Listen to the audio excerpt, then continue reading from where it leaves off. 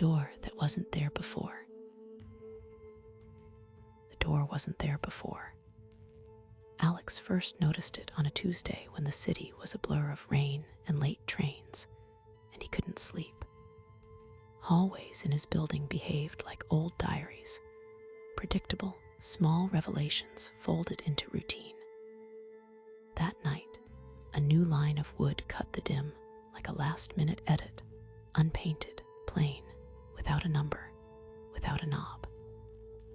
It stood mute at the far end, a vertical omission of expectation that made his chest hollow in a way a storm never had. Curiosity is a small, patient predator. For 2 nights, Alex told himself a dozen plausible causes: forgotten maintenance, a moved tenant, a prank from college friends. In daylight, the hallway lapped at ordinary life: mail slipped through slots, shoes lined by thresholds, a stray grocery bag against the stair rail. At night, the door subtracted those ordinary things, an absence that rearranged perception. He began timing his return from work to see whether it would be there, a childish ritual that felt heavier with each repetition. Neighbors noticed in small ways. Mrs. Klein flinched when Alex mentioned the door, folding her hands like she was trying to tuck words back inside her ribs. "Doors come and go," she said, and smiled as though it might be a joke. The smile didn't reach her eyes. The older man on the second floor muttered that the building had moods, and this was one of them. Conversations retreated into half-statements, as if the hallway itself listened and might carry gossip into the wood grain. One morning, the tiny brass key waited in his mail slot, coiled in a scrap of envelope like a lost tooth. It was cold, ornate but worn. Its teeth had been filed down by 1,000 fingers. Alex turned it in his palm until the metal left an impression on his skin, a literal and figurative indentation that made him feel both owned and owned to know. The key had no accompanying note. Its presence felt like an invitation and a dare written in temperate brass. He tried the key once, because rationality demanded options. The key fit the narrowest of hidden locks, one recessed in the door's edge like a mouth seam, but it turned with a sigh that was almost a sound of relief. Nothing remarkable opened. No corridor of endless rooms, no cosmic maw, just deeper shadow, as if the door drank the handful of light he let in and kept hold of it. He stepped back with a silly, ridiculous disappointment, and the hallway judged him with its silence. After that night, memory began to bruise at the edges. Alex would pause mid-thought, trying to remember whether a neighbor had always kept a crochet basket in the stairwell, or whether the hallway's skylight used to be frosted. Items rearranged themselves between visits in ways that didn't fit forgetfulness. Phone calls he was sure he'd placed remained unplaced in his call history. Each small inconsistency nibbled at the tidy map of his life, and where maps frayed, people tend to suspect themselves first. He found the ledger folded inside a hallway vacuum closet by chance, or perhaps by design, its leather cover warm from a radiator's lean. The handwriting inside was patient, precise, each entry dated and cataloged. Names, times, little observations like weather notes. Margin squiggles read like cross-references or prayers. Alex flipped pages and felt the small panic that arrives when one discovers a file of oneself in someone else's hand. Some entries matched memory too closely. Others recorded details he didn't recall ever living.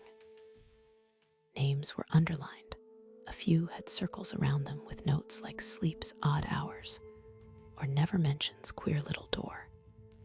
His own name appeared several times, recorded with the quiet cruelty of documentation. He read a line that placed him in a photograph he didn't remember taking, another that noted he'd once left a light on in a room he did not own. The ledger's voice was neither gentle nor cruel. It observed, catalogued, and kept a patient, acquisitive ledger of presence.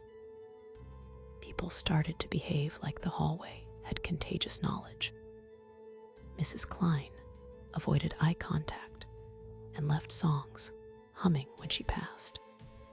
The second-floor man began taking his walks earlier, as if outracing some unseen obligation.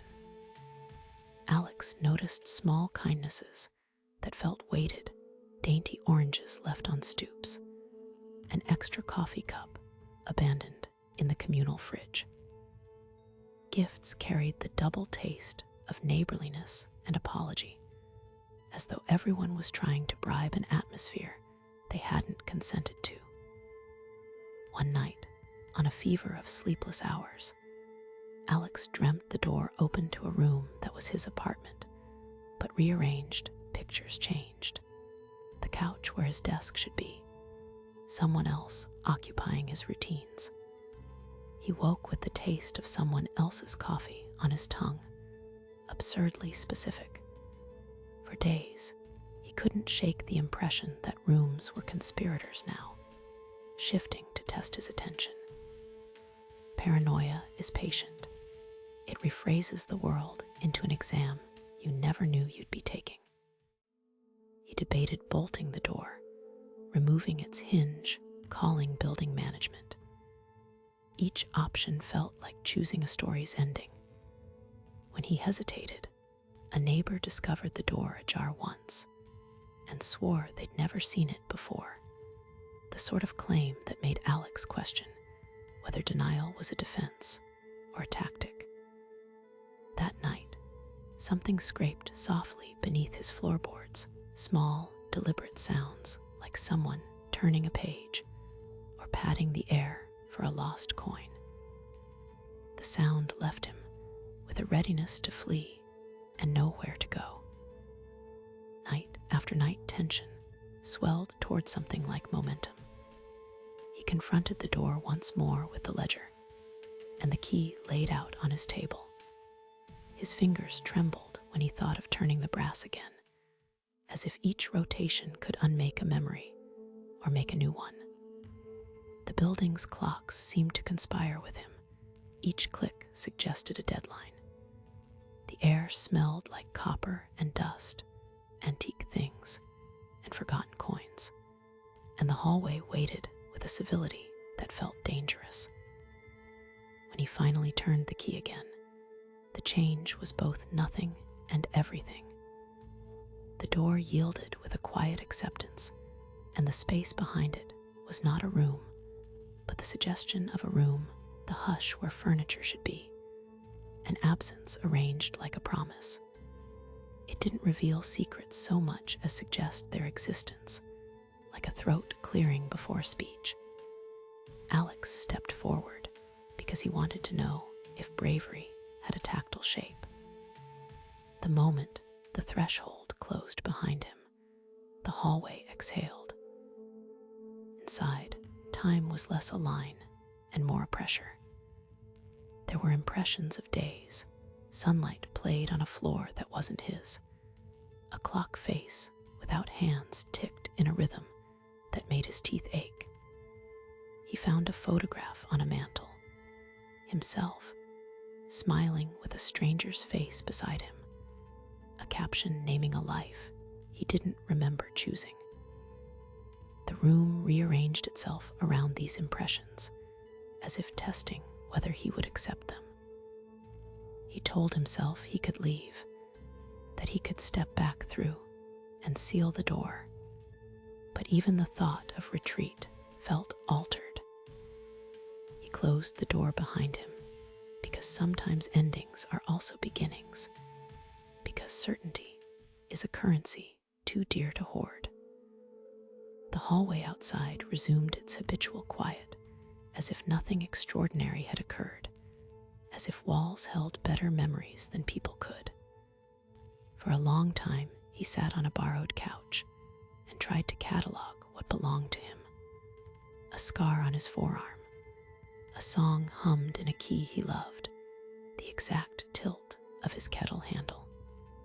Some things fit neatly. Others had been swapped, and no inventory could restore them. Days later, the door was gone again. The hallway was a familiar, forgettable stretch of wood and paint, and neighbors resumed their routines with an odd grace, as if relief had a sound. Alex couldn't tell whether the ledger's entries had shifted while he'd been gone, or whether he'd simply been removed from a column of living.